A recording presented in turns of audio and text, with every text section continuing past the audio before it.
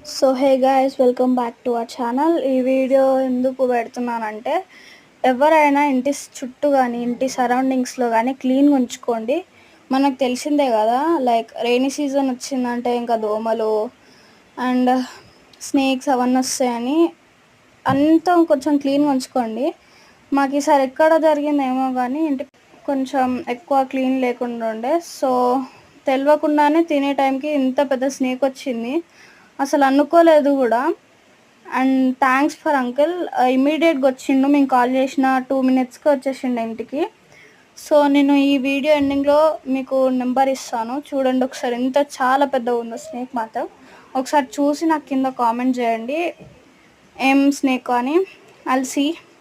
And thanks for that snake catchers uncle. నేను పెడతాను video ఎండింగ్లో, చూడండి.